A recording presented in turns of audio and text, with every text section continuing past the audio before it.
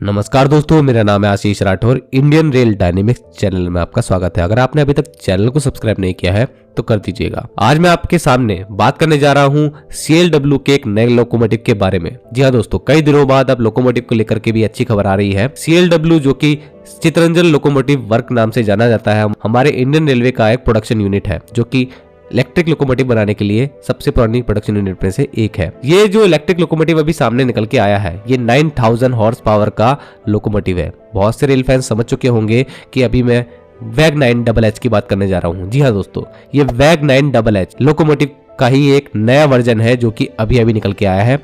CLW ने इस locomotive को नाम दिया है नव उत्कर्ष, और इस लोकोमोटिव में बताया जा रहा है कि एक्सटेंसिव प्रोफाइल मॉडिफिकेशन किया गया है, न्यू क्रू फ्रेंडली फीचर्स इसमें ऐड किए गए हैं और नया कलर स्कीम भी ऐड किया गया है। हमारे ओल्ड जो वैग 9 है वो ग्रीन कलर के होते हैं और वैग 9HH भी जो है वो ग्रीन कलर के ही थे, तो अब कलर स्कीम में थोड़ा चेंजेस लाए गए हैं। लेकिन अभी रेल फैंस के मन में, जो कि खासकर मेरे साथ जुड़े हुए हैं और वो लोग जो मेरे चैनल को बहुत पहले से देख रहे हैं, उन लोगों को मालूम होगा कि मैंने इसके बारे में बहुत पहले ही बताया था कि ये लोकोमोटिव बनाए जा रहे हैं। 2018-19 में इनके ऊपर रिसर्च चल रही थी और उसके बाद इसका ट्रैक्शन और propulsion सिस्टम चेंज किया गया और मोटर को लगभग 1200 किलोवाट तक ले जाया गया। तो इतनी हैवी मोटर के लिए कन्वर्टर सिस्टम वगैरह सब तैयार करवाए गए। उसके बाद ये लोकोमोटिव पहली बार हमारे सामने 2020 में आया और ये लोकोमोटिव जो है, इसके अंदर जो प्रोपल्शन सिस्टम, जो ट्रैक्शन सिस्टम के लिए कन्वर्टर्स की जरूरत थी, वो मेधा कंपनी और सीमेंस कंपनी के यूज किए गए उस टाइम पे, और बाद में फिर सीमेंस कंपनी का ही प्रोपल्शन सिस्टम इसमें लगने लगा। ऐसे में कन्वर्टर्स की जो टेक्नोलॉजी थी 9000 HP के लिए, वो सीमेंस से ली गई थी। सीमेंस 2019 में ही इस तरीके के 9000 HP के लोकोमोटिव के लिए जो कन्वर्टर सिस्टम होते हैं उनकी टेक्नोलॉजी को डेवलप कर चुका था। इस लोकोमोटिव के कुछ मॉडल सामने आए। सबसे पहला 9001, 9002 ये लोकोमोटिव सामने आ गए थे। इन लोकोमोटिव का मिड 2020 में RDSO ने ट्रायल रन भी लिया था और 120 kmph के लिए इसको हरी झंडी भी दे दी गई थी।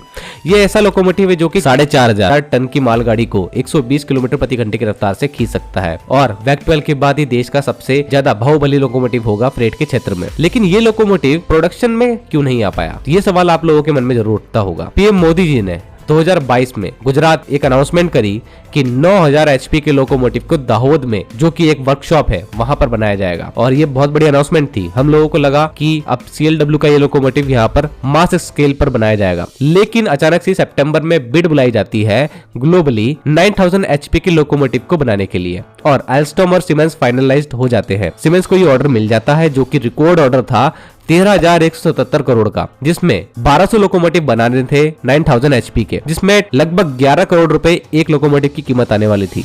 इसके बाद 35 साल की मेंटेनेंस, 500 रेलवे एम्प्लॉइज को ट्रेनिंग, दाहोद वर्कशॉप को पूरी तरीके से एक मॉडर्न प्रोडक्शन यूनिट में कन्वर्ट करना और 4 मेंटेनेंस यूनिट बनाना जो कि खड़गपुर, विशाखापट्टनम, रायपुर और पुणे, ये सब इस ऑर्डर में शामिल था। इसके बाद इस ऑर्डर की जो पूरी कॉस्ट हो जाती है वो 26,000 करोड़ रुपए हो जाती है, जिसको रेलवे 35 साल तक सीमेंस को देता रहेगा। सीमेंस ने इस तरीके की लोकोमोटिव का पहला आप लोगों को फोटो भी दिखाया, वीडियो भी दिखाया। 4500 टन का होलिंग कैपेसिटी, 120 kmph की मैक्सिमम स्पीड और 9000 HP की पावर। और ये लोकोमोटिव पूरी तरीके से नए डिजाइन के साथ आएगा और पूरी तरीके से लोको पायलट फ्रेंडली इसके अंदर एनवायरनमेंट दिया जाएगा। तो ये सारी बातें सामने आई और अब ये लोकोमोटिव देखने को मिल रहा है जो कि नव उत्कर्ष नाम से जाना जा रहा है। तो अब यहाँ पर हम लोगों को कंफ्यूजन ये है कि ये लोकोमोटिव जो CLW बना रहे हैं, ये लोकोमोटिव आगे आते रहेंगे या फिर सीमेंस के लोकोमोटिव आएंगे। देखिए, मैं आपको क्लियरली बता देता हूँ, अगर हम लोगों को CLW से ही लोकोमोटिव बनवाने होते तो कहीं ना कहीं मिनिस्ट्री ऑफ रेलवे इनको बहुत पहले ऑर्डर दे चुकी होती और CLW अभी तक 100 से भी ज्यादा लोकोमोटिव बना चुके होते जिस स्पीड से वो वैग 9 लोकोमोटिव बनाते हैं। लेकिन ऐसा नहीं हुआ।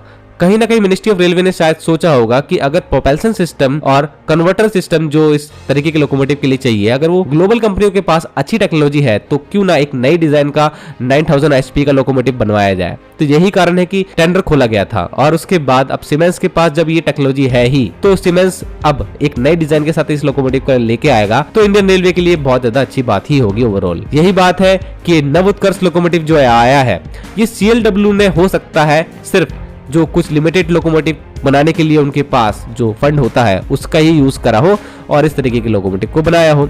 बाकी मुझे नहीं लगता आगे भी ये लोकोमोटिव आएंगे। सीमेंस ही है जो कि दाहोद की वर्कशॉप में इस तरीके के लोकोमोटिव बनाने वाला है और ये है आपके सामने शेड्यूल जिस तरीके से लोकोमोटिव बनाए जाएंगे। वर्ष 2023-24 के फाइनेंशियल ईयर में 5 लोकोमोटिव सामने आने हैं, तो 2024 के मिड तक आप लोगों को सीमेंस के पहले 5 इलेक्ट्रिक 9000 HP लोकोमोटिव देखने को मिल सकते हैं।